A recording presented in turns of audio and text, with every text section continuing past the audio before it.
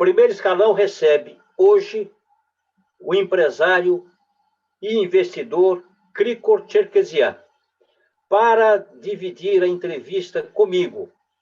Hoje eu convidei o publisher e professor universitário José Augusto Altran. Krikor, um prazer recebê-lo aqui no Primeiro Escalão. Será um privilégio esta oportunidade de entrevistá-lo. Vamos falar sobre a sua participação no mundo dos negócios, do empreendedorismo. Vamos falar da sua vida de empresário cultural, da sua vida como investidor.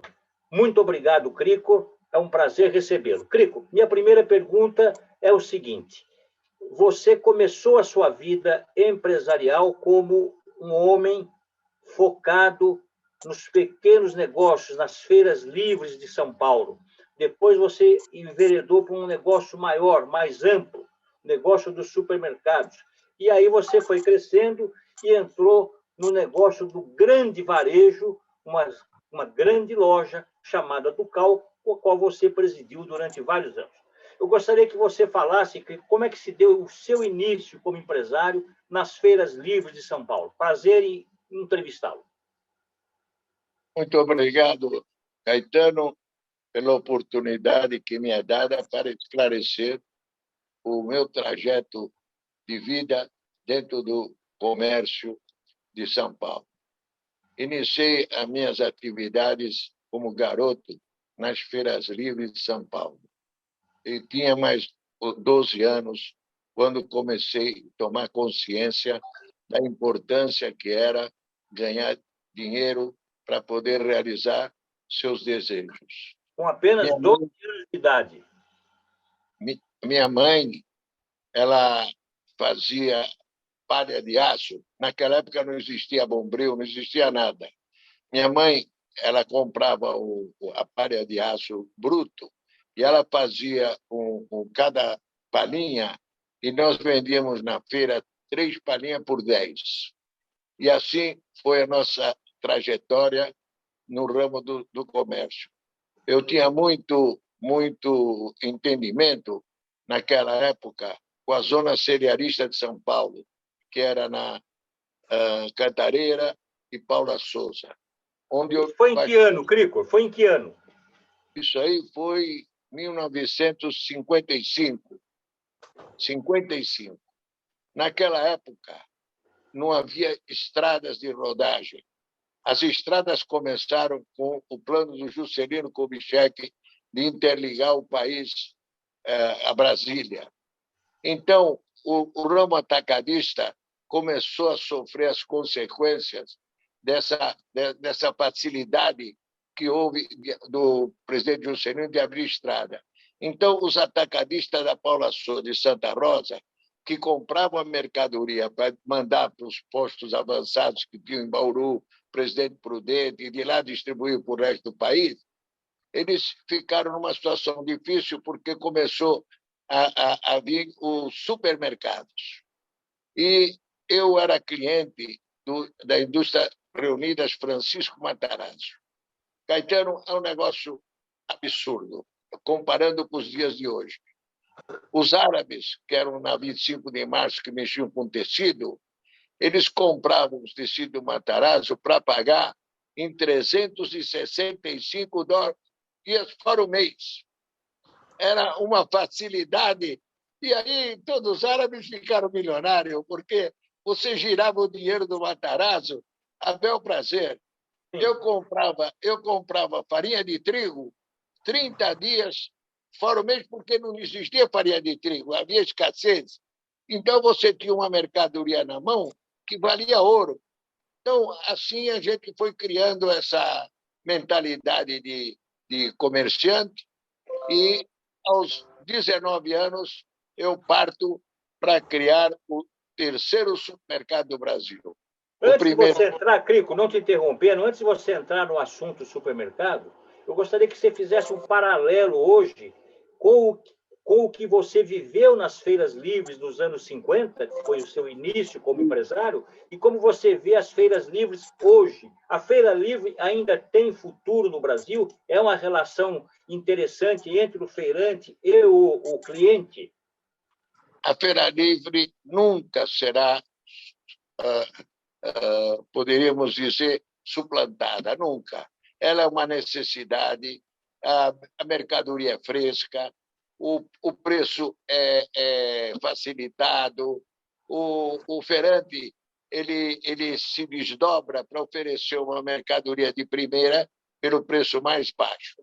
E outra coisa que o feirante faz é facilitar a vida de toda a comunidade onde a feira é instalada e com um lucro razoável. Aí que está o grande problema dos dias de hoje.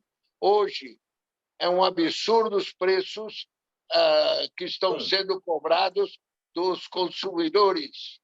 Mas não nas feiras livres. Para ter uma ideia, Caetano, um cafezinho, eu cheguei a pagar já R$ 8. Não tem como cobrar R$ 8 um cafezinho. Outros produtos que o supermercado antes, no comércio, a faixa de preço que a gente colocava era no máximo 35%. Hoje eles estão colocando 100%. E depois, quando chega naquela época da validade do produto, eles põem no preço de custo para não ter prejuízo. O remédio genérico, Caetano, é um absurdo dos absurdos. Ele sai de fábrica com 85% do preço é lucro da indústria. Vai para a drogaria marca 100% e depois dá 50% de desconto se você tiver cartão de crédito. O pobre que não tem cartão de crédito paga a mercadoria cheia, paga o preço cheio. Essa é outra barbaridade que tem. Você vai trocar em miúdos, daqui a pouquinho você vai trocar em miúdos. Antes de passar a palavra para o José Augusto Altran, eu gostaria que você falasse sobre o seu ingresso no segmento de supermercados agora. Supermercado foi criado em São Paulo o primeiro supermercado no Brasil, que foi o Peg Pag, na rua Rego Freitas. E eu fazia feira no Largo do Aroche, de quarta e sábado. Então, eu tive a oportunidade de ir lá conhecer como é que funcionava o supermercado. E encontrei um belo de um ponto na Praça Roosevelt e fui negociar com o proprietário para alugar o local para fazer o meu supermercado. Seria o terceiro do Brasil. O segundo foi o do Sirva-se, da família Simonsen. E aí consegui alugar o imóvel e montei o supermercado de uma maneira assim absurda. Não tinha planejamento nenhum. Naquela época, o supermercado não tinha geladeira especial, não tinha nada, era tudo improvisado. Então, eu consegui fazer um sucesso naquela região, naquela época, mas aí enveredei por outros caminhos e entrei na água mineral. Perfeito. E na água mineral eu tive a surpresa de que eu perdia dinheiro. E eu fui buscar as razões por que eu perdia dinheiro. Naquela época não existia plástico, a embalagem de plástico, que foi a salvação de muito produto. Eram umas garrafas muito mal feitas e no transporte de São Lourenço para São Paulo quebrava 10%. Esse 10% era o meu prejuízo. E eu tive que vender o meu supermercado, que fez tanto sucesso em São Paulo naquela época. Eu vendi o Abílio Diniz, e é onde nasceu o Pão de Açúcar. Então, pode dizer que o seu empreendimento, o seu supermercado, como é que se chamava o supermercado, Crico? Kiko. Seu supermercado, então, foi o embrião do Pão de Açúcar? Foi o embrião do Pão de Açúcar. O Abílio Diniz fez muita, poderia dizer, avançou em cima do meu negócio e que ele queria comprar de qualquer jeito. Mas ele dizia que não tinha dinheiro, que o pai dele tinha só uma doceria e dificultava a situação. Aí apareceu uns compradores lá da Santa Rosa e acertei a venda do produto.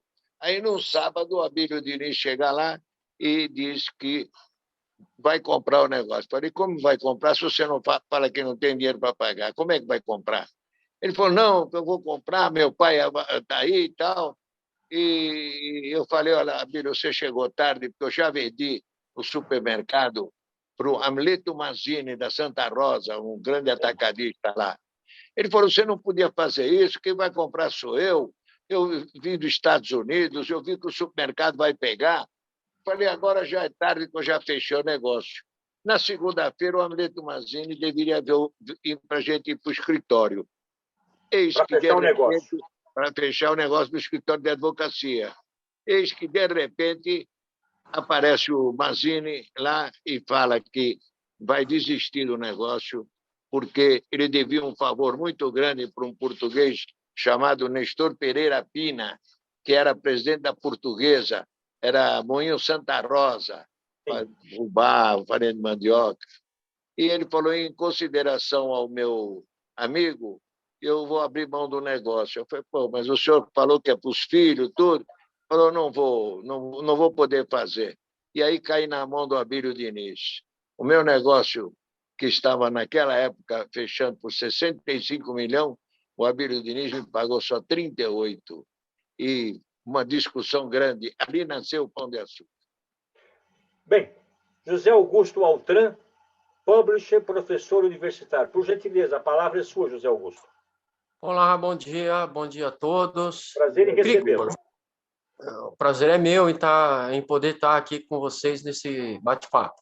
Cricor, você que acompanhou o desenvolvimento da Feira Livre, eu também, como morador, né, de São Paulo, desde que nasci, anos 50, talvez até 70, toda a população ia até a Feira Livre, né? Você via pessoas de poder aquisitivo de A a Z irem fazer suas compras. Com a ascensão dos hipermercados, que vendem de tudo, inclusive frutas, legumes, parece que a feira virou uma xepa, né? E só as pessoas de menor poder aquisitivo estão participando disso. E aproveitam para... Hã? Hoje em dia, você diz que virou uma grande... Hoje em dia me parece que ela virou assim uma xepa. Só as pessoas de menor poder aquisitivo é que participam da feira. Os mais abastardos, aparentemente, essa é a minha impressão, frequentam o supermercado, não é? Onde, em tese, compram frutas melhores. Você concorda com isso? A feira virou uma xepa? Ou é só uma impressão minha que não corresponde à realidade? Eu vou discordar do amigo, porque ninguém oferece verduras e frutas tão frescas como as feiras livres. O problema da xepa é realmente uma verdade, mas as xepas são aquelas mulheres que vão no fim da feira para ver se conseguem um preço mais barato e ficam com a mercadoria que está encalhada. Essa freguesia da xepa, ela existe mesmo, é real. Mas existem também aquelas senhoras que vêm com listas e querem a mercadoria boa, porque o supermercado nunca vai conseguir substituir as feiras livres, no plano da verdura e da fruta. Nesse campo, os feirantes são imbatíveis, porque ele põe a mercadoria na produção e já leva direto para a dona de casa. Mas essas pessoas, elas devem ser aquelas que frequentam a feira logo no seu início. Começou a feira, ela vai com a listinha e compra o que tem de melhor. Exatamente, elas vão com a empregada, com lista, e vão comprar fruta e verdura. Aquele outro produto, que seria do empório antigo, isso aí ela compra no supermercado. O supermercado, nesse ponto, substitui tranquilamente as feiras livres. Tanto é que nas feiras livres de hoje, são poucas as barracas que vendem gêneros alimentícios, assim, de queijo, azeitona. Tudo isso aí agora passou para supermercado, que é mais vantajoso, mais limpo e tem mais resultado, né, Luiz? Crico, Não, como é que você vê hoje a excessiva remarcação de preços nos supermercados do Brasil, mas sobretudo aqui em São Paulo? Todos os dias os preços das mercadorias são remarcados. R$ 5,99, o padrão é o centavo 99, R$ 5,99, R$ 12,99, R$ 20,99. Você vai no dia seguinte, o que custava R$ 5,99 passa para R$ 8,99, de R$ 10,99 para 13 ou de 15 para 20. Como é que você vê essa excessiva remarcação de preços? Não é uma maneira de espoliar o consumidor, Crico? Como é que você vê isso? No seu tempo era assim? Isso é a verdade dita que está acontecendo. O comerciante de hoje, o industrial de hoje, trabalhava no giro da mercadoria, na produção, ele trabalhava com uma margem de 7% a 14% do produto. Isso o fabricante. O comerciante, ele ia de 17% a 35% no preço da mercadoria. Essa forma, que era antiga, foi superada pelos modernistas e começaram a marcar a maneira que eles quisessem, começaram a burlar a fiscalização, diminuindo o conteúdo do produto, do pacote, fazendo mil malabarismos para lesar o consumidor. Por que acontece isso? Porque nós não temos mecanismo de defesa do consumidor de fato, de verdade. Nós temos um órgão que se diz defensor da comunidade. Onde entra o PROCON? Onde entra o PROCON nesta seara?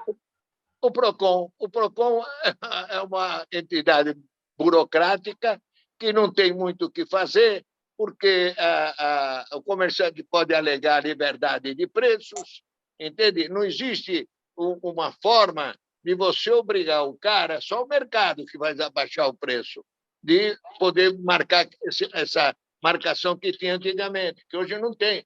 Hoje as pessoas chegam a um absurdo de cobrar 100% no lucro. No shopping, tem pessoas que marcam 200% numa roupa.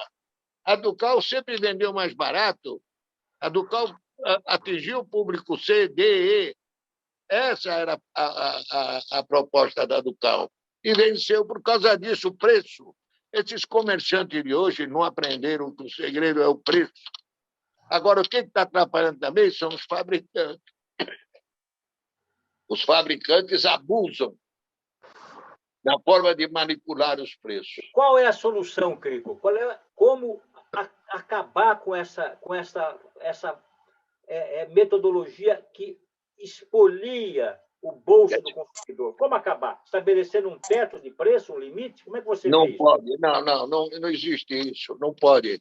O que deve ser feito é uma reforma tributária. Uma reforma tributária ampla, eliminando toda essa carga tributária que tem em cima da mercadoria, que é o que o ministro está fazendo da economia. Porque só assim, Paulo Guedes, só assim nós vamos ter um mercado mais livre, mais aberto. Fora disso, os preços não podem cair, nem vão cair. José O Augusto. lucro, a ganância é muito grande. Pode falar. Primeiro é o seguinte, até onde, não é? Eu ia te questionar até onde essa questão da reforma tributária do Guedes pode ajudar todos os setores de uma maneira geral, e como a questão da entrada dos mercados internacionais, principalmente a China, no ramo de tecido, vestuário, abalou o Brasil. Eu sei que você tem uma experiência na China que é exemplar. Eu estive na China para comprar botões. Eu comprava do Coracho, na 25 de março, o botão do blazer, que custava, na época, R$1, $1 cada botão. O botão, aquele dourado, que usa muito no blazer. Fomos na China, uma missão que o Itamaraty organizou, e lá eu fiz contato com os fabricantes de botão, e qual foi a minha surpresa? que a grossa do botão, são 144, era vendido para mim por $7. Olha a diferença de preço. É absurdo, né? Absurda. Então, dentro dessa maneira de ver, o que nós temos? Nós temos uma China com política estatizada. Todos os movimentos de comércio lá são controlados pelo governo. Eles não têm direito trabalhista, não têm nada. Então, eles conseguem colocar uma mercadoria no mercado por um preço bem razoável. Os Estados Unidos perceberam que a China estava conseguindo um sucesso. O que ela fez? Ela criou em Miami o Free Zone, que é uma zona livre de comércio. Acabou com o canal do Panamá. Então, o que era o Free Zone? Toda a mercadoria que ia para o Free Zone era livre. Se entrasse nos Estados Unidos, pagava 3%, 4%. Se fosse para outro país, era de graça, não precisava pagar nada. E assim ela derrubou o preço dos produtos. Então, uma televisão ficou preço irrisório, tudo que é material eletrônico ficaram preços irrisórios, e a China tomou conta do mercado internacional. Antes da China, ninguém podia comprar uma bola, uma camisa de futebol era difícil, o material era impossível. Eles conseguiram reformular todo o conceito de comércio mundial. E eles estão...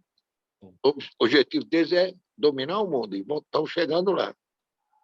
Crico, eu gostaria agora de abordar o seu grande negócio, o grande pulo do gato que você deu na sua carreira de empresário, de investidor. Você foi presidente da Ducal, uma loja, uma marca que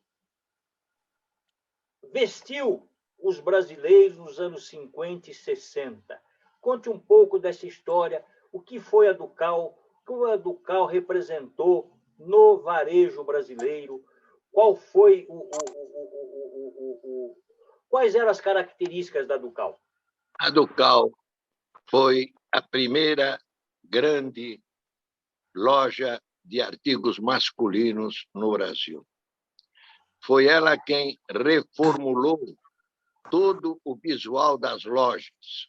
Antes da Ducal, as lojas tinham armários, tinham gavetas onde a mercadoria era colocada.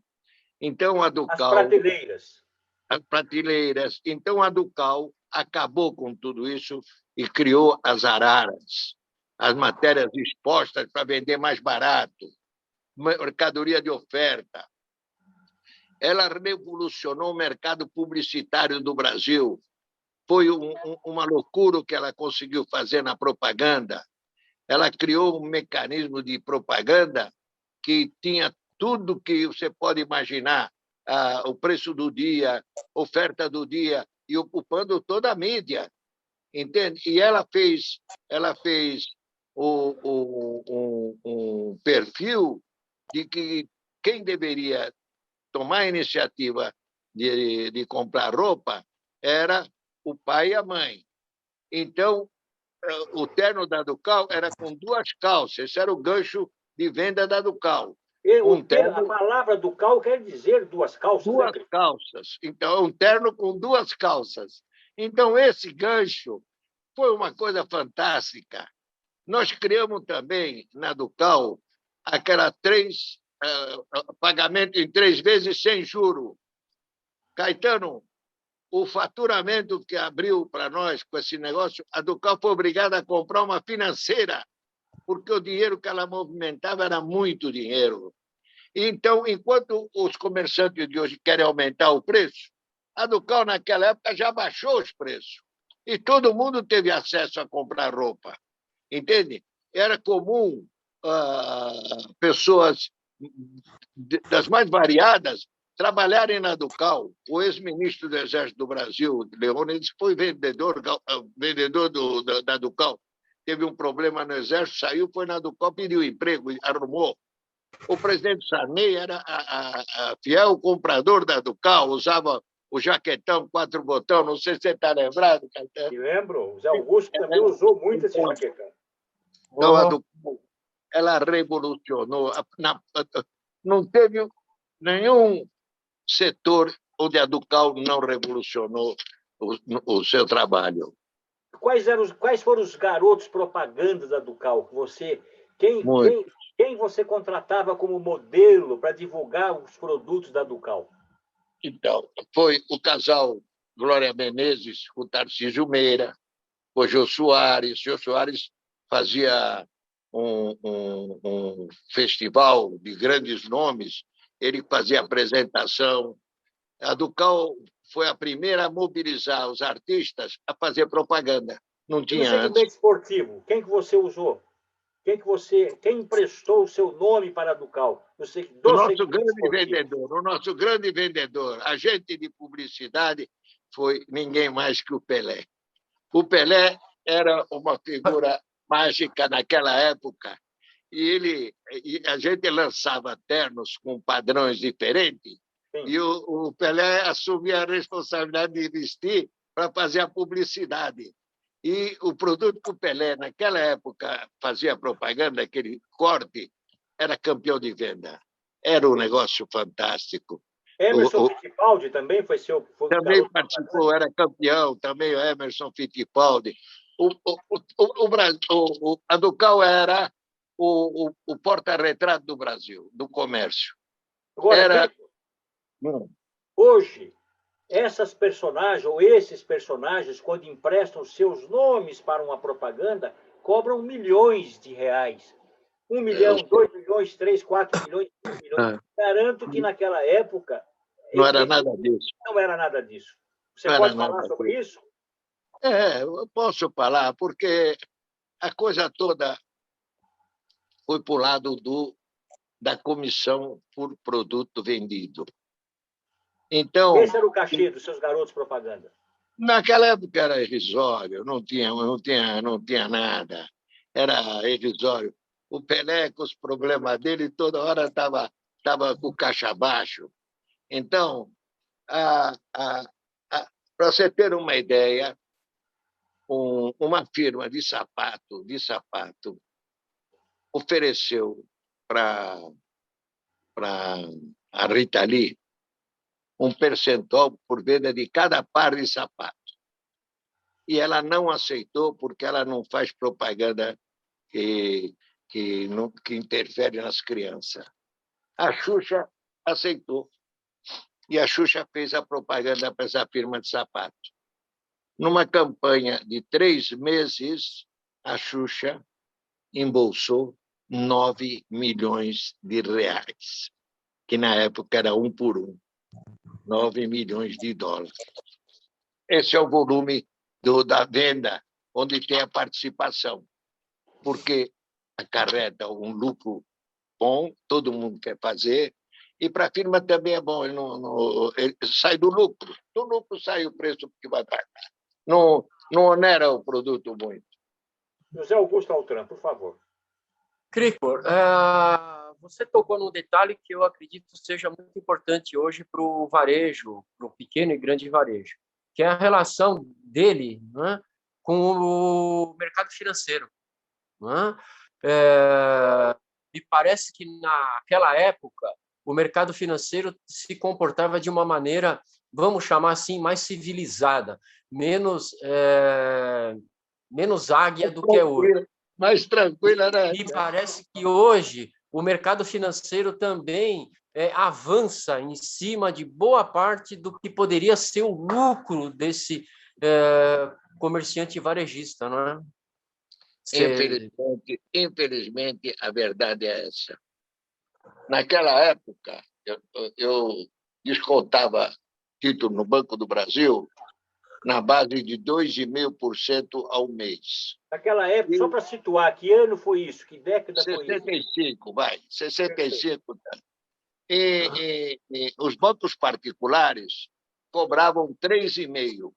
Então, todo mundo ia atrás do Banco do Brasil, que ele socorria os empresários com um juro bem mais baixo. Os tempos mudaram, os bancos ficaram muito espertos, começaram a impor determinadas despesas na conta corrente de quem pega o dinheiro, e a pessoa fica atrelada a isso, e não tem saída. Os cartões de crédito quebram a família, quebram a indústria, quebram o comércio, quebram tudo. Então, essa reforma que o ministro quer fazer tem que ser feita, custe o que custar. Os bancos, esse governo já abaixou o PIX, já prejudicou os bancos, mas assim mesmo eles dizem que tem que cobrar juro alto por causa das pessoas que dão prejuízo para o banco. O banco que arca com prejuízo não repassa para os outros. Até porque está no balanço deles essa conta prejuízo. Eles cobram duas vezes. Eles cobram duas vezes. Exatamente, Augusto. Mas porque eles cobram do consumidor, do cliente deles, e depois no balanço colocam lá, não é, perdas estimadas, e aí você paga, na verdade, duas vezes. Então, seria bitributação, José Augusto? Não. Eu acredito que o sistema como um todo, isso não é só no Brasil. Eles passaram a exigir, como o Krigor citou de passagem, mais garantias, criaram mais dificuldades, o cliente menor paga menos. Então, há uma série de obstáculos aí que só uma reforma mesmo é que pode desbloquear e fazer a economia andar com mais facilidade. A gente sabe que o pequeno varejista é responsável por boa parte do comércio no Brasil, é claro. Exatamente, é ele que fomenta tudo. Mas há um caso interessante que é o seguinte. Na época do Getúlio Vargas, nós estamos já em 45, 50, era normal o ministro da Economia ser banqueiro. E, geralmente, era banqueiro de São Paulo, do Norte, Nordeste e tudo.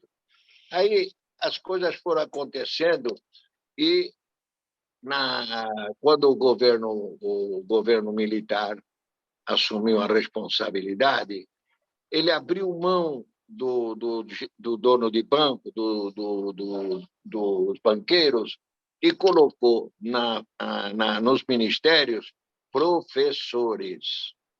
Por que professores? Porque professores já tinham estabilidade na vida, não precisava fazer falcatrua, não precisava cobertar nada. Então, foi dentro dessa linha de trabalho que a economia tentou entrar. Nós tivemos o Simonsen, o Otávio Gouveia de Bulhões, tivemos Delfim Neto, Roberto Campos. Então, esses homens eram homens que não estavam atrelados aos bancos.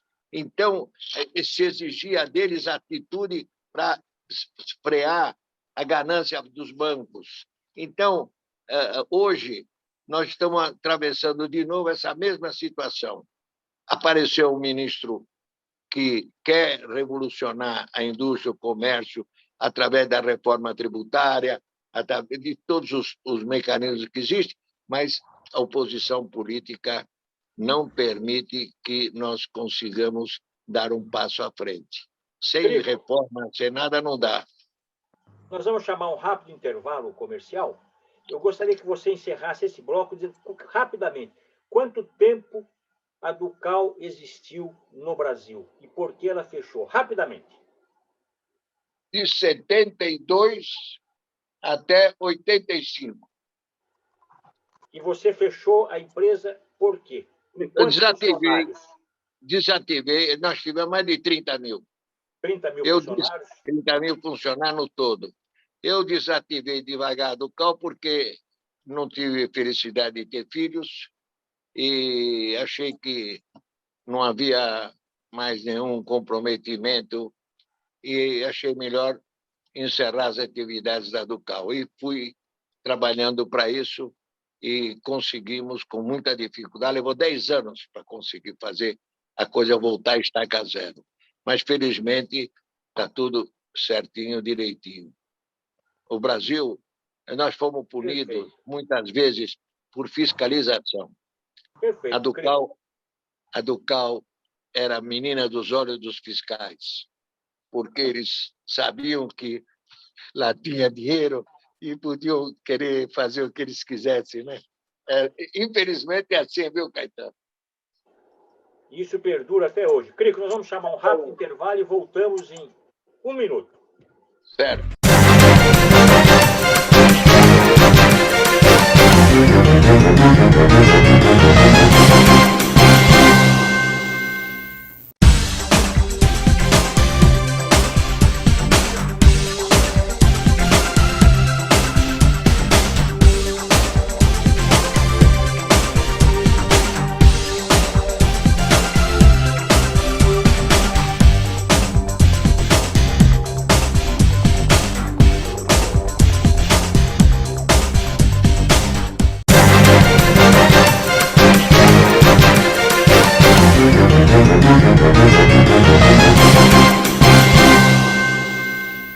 Bem, voltando, Crico. Segundo bloco, primeiro escalão, recebendo o empresário Crico Cherkessian com a participação do publisher e professor universitário José Augusto Altran. Crico, nós vamos colocar no ar agora 2 perguntas do jornalista João Costa, que eu gostaria que você respondesse. Crico, com base em todo o repertório de conhecimentos adquiridos ao longo da vida no setor de varejo, por que você não pensa em fazer uma biografia da sua vida? Obrigado. Crico, quais são as principais características e atitudes que o empreendedor precisa ter em meio à pandemia para obter sucesso? O problema todo, Caetano, é a sua que... biografia e a sugestão para quem quiser empreender em meio a essa pandemia.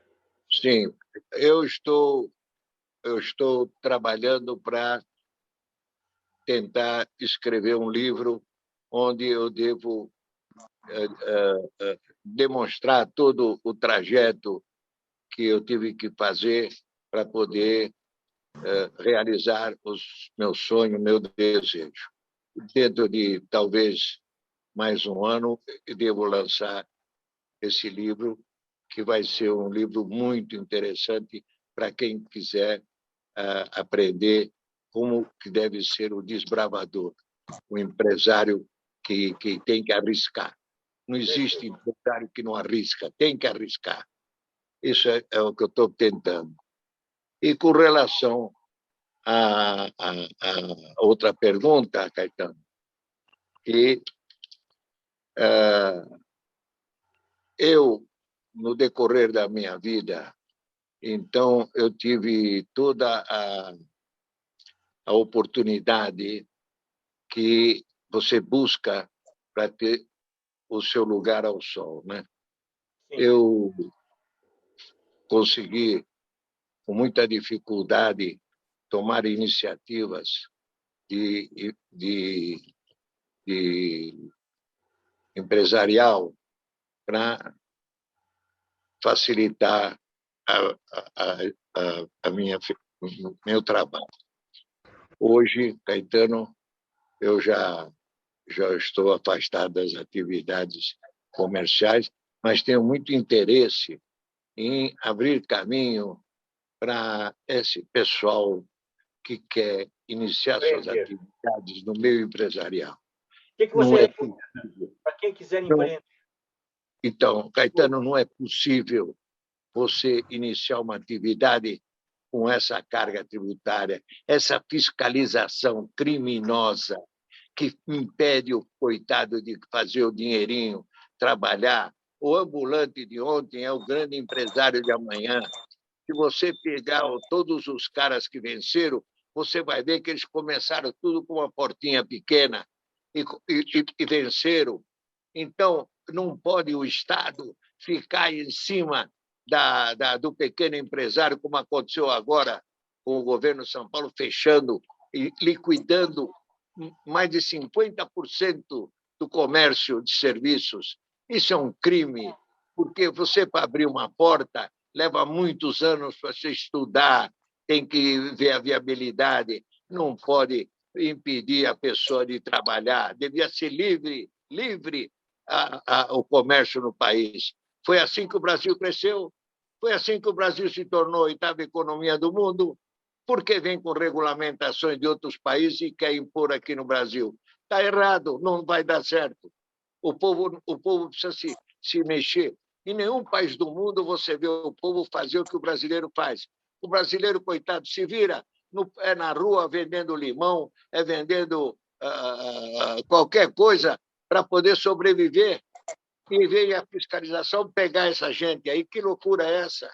Verdade. É. Felipe, vamos falar agora sobre a sua vida de empresário cultural. Eu vou passar a palavra para o José Augusto Altran. Crícora, você tem uma participação aí importante e influente em diversas áreas aí da política cultural do país, né? A gente gostaria de saber, a princípio, primeiro, que você contasse um pouquinho sobre isso, e sem dar spoiler, teu livro para o ano que vem aí vai bombar, porque a gente sabe que você teve aí participações importantes na vida cultural brasileira. Conta um pouco aí para a gente desses seus empreendimentos culturais. Zé, a grande verdade é a seguinte: eu fui guindado a um cargo dentro da Universidade de São Paulo, e onde eu trabalhei durante 7 anos, acompanhando as distorções que se verificavam no andamento da formação do caráter do povo brasileiro. Era um projeto que vinha lá de Brasília, que dizia o seguinte, que era preciso formar um caráter para o povo, para libertar o povo dessa situação que fica agregado e não sai daquilo. Então, trabalhei nesse projeto, valeu muito. Tenho mais outras atividades que aconteceram, que vai ser tudo objeto de um futuro livro sobre a infiltração comunista na Universidade de São Paulo. Quem era o reitor na época, Crico?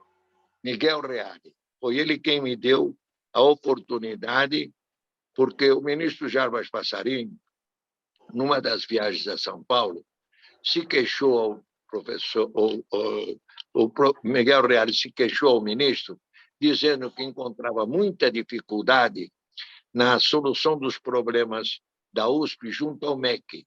O MEC não mostrava nenhum interesse em solucionar os problemas que a USP estava enfrentando, inclusive regularização de cursos de pós-graduação.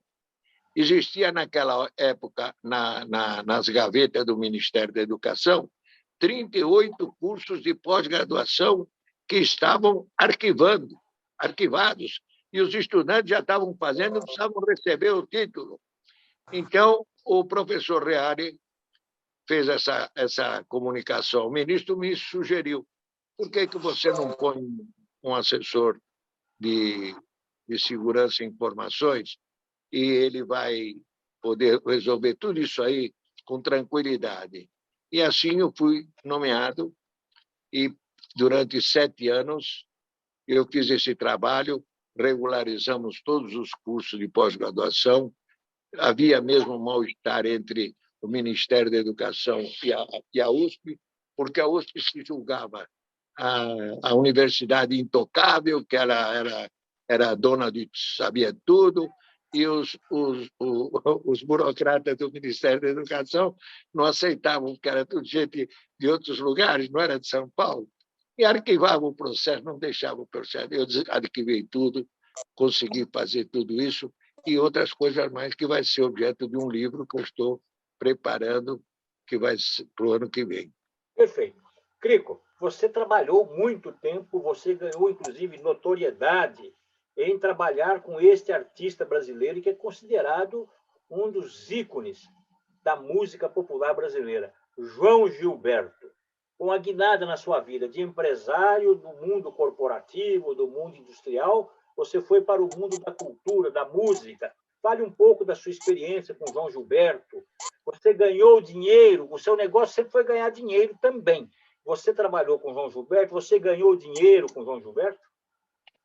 João Gilberto foi um acontecimento importante na minha vida. Eu estava na Universidade de São Paulo e recebi o telefonema de um amigo meu, que é empresário artístico, dizendo que estava encontrando um problema, que o João Gilberto não estava querendo receber o cachê. Ele tinha feito um especial para a televisão brasileira e, na hora de receber o cachê, como ele tinha falado muito no telefone, o empresário colocou aquela despesa na conta do cachê. Então, o João se negava a receber esse dinheiro. Então, eu fui escalado para tentar solucionar esse problema. E liguei para o João no Hotel Eldorado. Falei, João, meu nome é Cricor, eu fui indicado para resolver a pendência com você. Eu gostaria de conversar contigo para a gente ver o que dá para fazer. Falei, então pode vir aqui, vamos conversar. E fui lá no hotel, me apresentei, eu sabia o que ele representava, quem era ele no mundo musical, em termos de mundo, não de Brasil, mundo. Então, ele falou, não é justo, porque eu trabalhei para fazer o show e e pegaram a despesa que eu telefonei para os arranjos, tudo, e botaram na minha conta. Eu falei, João, a Rede Tupi, que fez o programa, vai quebrar. É questão de dias. Você pega esse dinheiro e depois discute. Não deixa esse dinheiro, vai voltar para a TV Record, a TV Tupi. A TV Tupi vai sumir com esse dinheiro. Ele falou, você acha que é isso mesmo? Eu falei, não tem outra. A Tupi está se desmanchando, então esse dinheiro teu está na mão do empresário e ele está segurando, ele não quer devolver esse dinheiro. E para você ele pode pagar, então eu topo. Aí eu fui, peguei o dinheiro e levei para ele e fizemos E aí uma teve início a sua parceria com o João Gilberto. Ele fez, e ficamos durante mais de 15 anos comandando todo o processo do João. E como Eu é que vi, era a relação com o João Gilberto, que era visto como uma pessoa, um artista difícil de relacionamento? a grande verdade é o seguinte, João tem problemas psíquicos. Então, era uma dificuldade muito grande, muitos problemas aconteciam. E quando acabou o dinheiro, esse dinheiro, ele entra no hotel e não sai mais. Ele tinha problemas. Então, o dinheiro acabou, ele falou para mim, o meu dinheiro acabou. O que a gente pode fazer? Eu falei, João, eu posso, de repente, fazer um show no Teatro Municipal com você e, de repente, vai dar muito dinheiro. Aí ele topou a parada e eu saí para fazer esse Teatro Municipal. Fui falar com o secretário da Cultura de São Paulo, Chamier, ele deu o teatro para nós de graça, o que quiser, tudo para o João Gilberto é de graça, não tem problema nenhum. E marcamos a data, fizemos toda a publicidade e tudo. Na véspera do show, o João chega para mim e fala, amigos, negócio, eu quero receber o dinheiro antes de entrar no palco. Eu falei, João, foi combinado, eu e você, eu estou fazendo isso aqui para quebrar teu galho. Agora você vem com uma conversa dessa para mim? Eu acho que não está certo. Ele falou, negócio é negócio, dinheiro é dinheiro. Falei, tá bom. Aí fui no Teatro Municipal sacar o dinheiro para dar para ele. O Teatro Municipal falou, ele é uma pessoa difícil, ele pode não vir fazer o show, eu não vou liberar esse dinheiro. Quem vai ficar com esse dinheiro, nós vamos ficar aí até ele fazer o show, depois nós liberamos. Falei, porra, mas aí como é que eu vou pagar ele? Ele quer receber para... O senhor se vira, porque daqui do caixa não pode sair do Teatro Municipal. Falei, tá bom. Aí liguei para o meu amigo Manuel Poladian. Poladian, aconteceu isso. Ele falou, não tem problema, vou ligar para o Municipal e vou assumir a responsabilidade pelo dinheiro.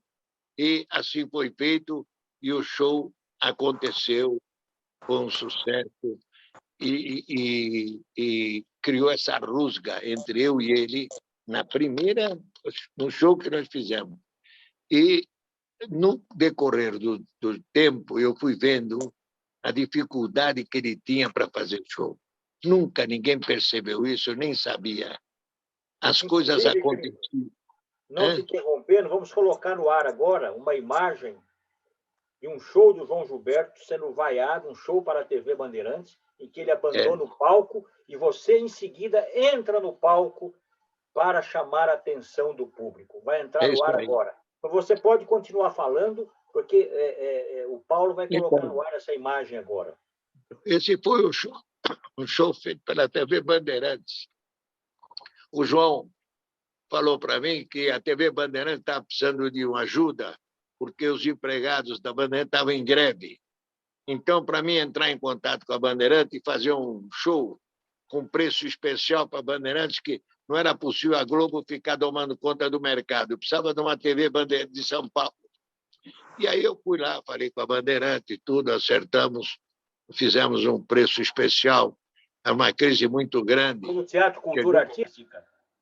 Foi no Teatro Cultura Artística. Aí colocamos um maestro, Diogo Pacheco, para fazer uma junção da música clássica com o samba, e deu tudo errado, meu amigo Caetano, tudo errado. A orquestra não se entendia. O maestro... Você foi obrigado a contratar um outro maestro. Outro maestro, que veio do Rio de Janeiro, Valtel Branco. Ligamos para o Valtel, estamos precisando de você. O Valtel chegou no dia seguinte de manhã, dia do show, pegou a batuta de maestro, você não acredita, saiu tudo redondinho, tudo redondinho. Foi aí que eu fiquei sabendo que o pessoal de música clássica não entende nada de música popular. Raríssimas exceções, só o Júlio Medalha, talvez, quem sabe. Júlio Medalha, esse é bom, esse é bom. Então, foi feito o show, criou-se um problema por causa da entrada, que atrasou, como sempre atrasava no show dele. O povo se revoltou e o João, nesse dia, não teve culpa. Foi a orquestra. Ele saiu do palco com as vaias, você entrou, chamou a atenção do público, depois ele voltou. Todo mundo, porque eu achei um desaforo eles receberem, porque todos foram convidados, entende, Caetano? Foi um momento de alegria da música brasileira, estava lá muitos artistas também para acompanhar. Então, conforme atrasou, deve ter atrasado uns 40 minutos, acho. Crico, nós temos mais 10 minutos de programa, mais 10 minutos você tem que encerrar. Vou pedir para o José Augusto fazer mais uma ou duas perguntas e depois a gente arredonda e encerra. Bom. José Augusto, por gentileza. Crico, o que é mais difícil, o mundo corporativo que você trabalhou ou o mundo da música? Além disso... Ótima pergunta. Hã? Ótima pergunta. Porque cada um tem a sua dificuldade específica aí. Mas, assim, além dos entraves burocráticos, é mais difícil lidar com o mundo artístico ou com o mundo do comércio? Onde você encontrou mais dificuldades aí? Uma diferença muito grande entre o mundo dos negócios e o mundo dos artistas. No mundo dos negócios, é rápido, se entende, é por aqui, vamos fazer assim, acabou. Não tem muita dificuldade. O objetivo é acertar e lucro. Já no mundo dos artistas, é uma confusão terrível. Eu me lembro cada coisa que acontecia. A voz do cara não sai, tem que tomar mel, tem que chamar médico. O cara cria problema que é toalha cor-de-rosa, roupa de cama azul. Se for cada um com seus problemas e medo de encarar o público, eles têm medo. Então, é um mundo completamente distorcido da realidade. E acho que a questão do ego, né, Krigor, pega muito. O ego Muito. Eu fui conversar com um cantor muito famoso no Hotel Brasilton. E minha surpresa é que ele prendeu a namorada dele no quarto. E a conversa A conversa demorou um pouquinho e a mulher dele lá, a namorada dele, começou a bater na porta. Abre a porta, me tira daqui. Ele tem uma noção totalmente errônea a respeito de relacionamento humano, porque eles vivem num outro mundo totalmente. João Gilberto também era assim. João Gilberto, eu ia lá conversar com ele, ele trancava a namorada dele num quarto e a mulher soltava os berros depois de 1 hora, 2 horas de conversa e gritava. Então, é tudo irreal, irreal. É mais difícil, porque... Não, é porque me parece que no mundo dos negócios o objetivo é destravar e fazer a coisa acontecer. Ao contrário desse outro mundo onde parece que dificultar é complicação. Então, o camarada, o João foi fazer um show nos Estados Unidos e na primeira fila tinha uma mulher comendo pipoca. E ele olhava aquela mulher, ele não conseguia se concentrar. Aí ele para de tocar e começa a mastigar como se fosse pipoca. Aí todo mundo lá... Esse era o João Gilberto, né, a mulher jogou a pipoca embaixo da mesa e um cara saiu de lá de trás, foi até o palco e falou: olha, eu viajei 200 quilômetros para ver o maestro tocar. Eu gostaria que todo mundo colaborasse. Aí o João começou a cantar e tomou conta do negócio.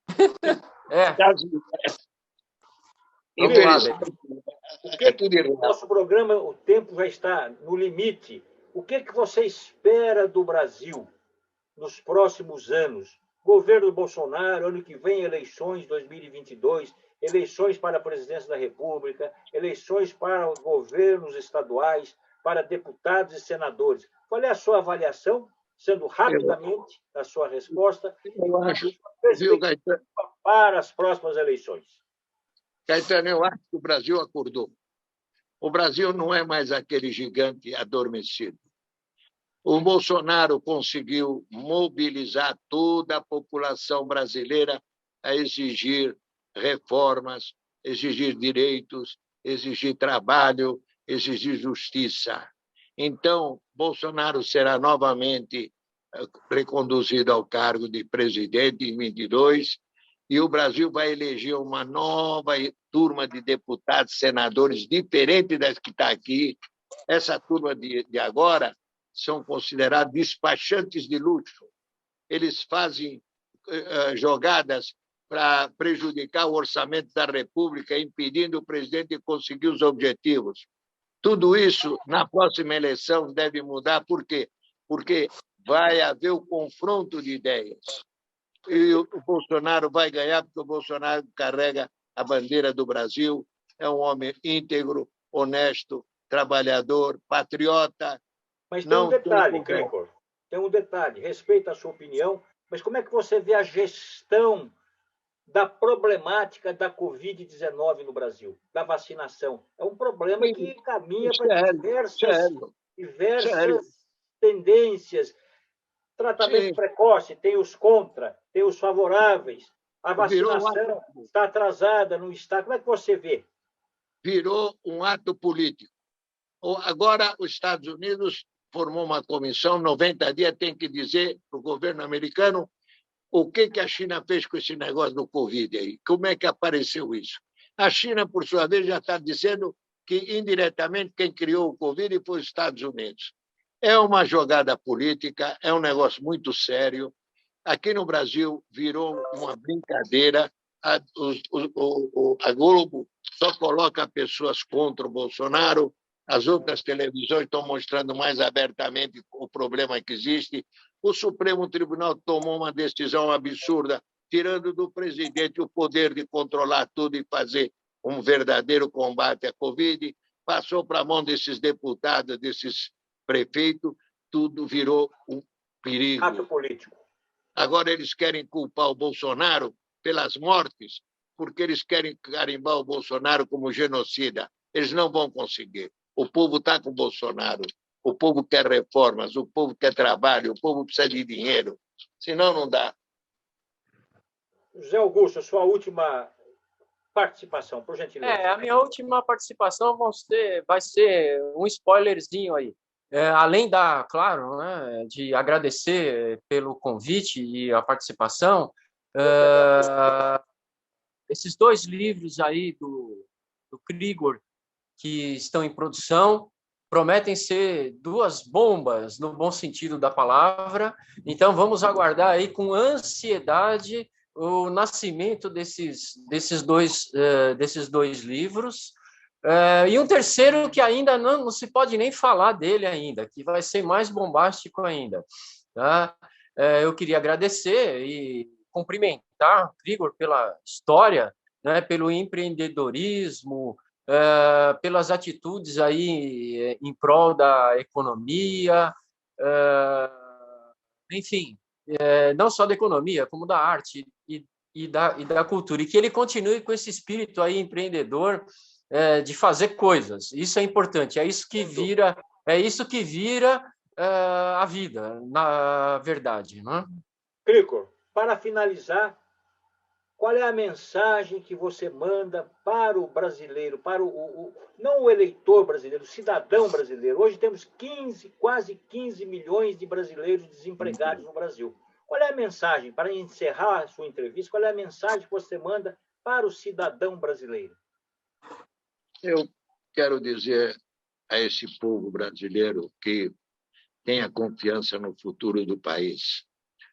O país está passando por sérias dificuldades por omissão das autoridades competentes nesses últimos 35 anos.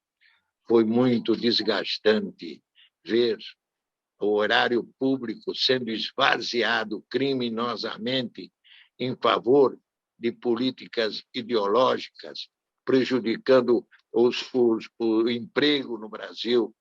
Então, tudo isso está sendo corrigido e ele tem que ter esperança que vai melhorar, vai surgir um horizonte que vai dar ao brasileiro a condição de povo respeitado como era antes. Chega de desajustes, de mal-entendidos e partir para uma solução mais positiva, a oportunidade para todos. O brasileiro é um empresário dentro dele mesmo. Ele não foge da luta, ele sai para trabalhar, ele faz o que precisar para sustentar a família dele. Então, esse povo merece mais respeito e, quem sabe, o governo vai melhorar e vai ajudar essa gente aí. José Augusto Altran, muito obrigado por ter aceito o nosso convite. Eu que agradeço. Muito obrigado pela entrevista. O tempo foi exíguo, temos muito mais assuntos para discutir com você e voltaremos a entrevistá-lo em outra oportunidade. Muito obrigado, Krigor Cherkesyan. O primeiro salão volta na próxima semana, no mesmo horário, pela All TV, aqui em São Paulo. Eu que agradeço, Caetano, a oportunidade. Muito obrigado. Agradeço a oportunidade, Caetano. Tudo de bom para você e vamos trabalhar para melhorar tudo, né? Muito obrigado, Krigor. Até a próxima. Obrigado.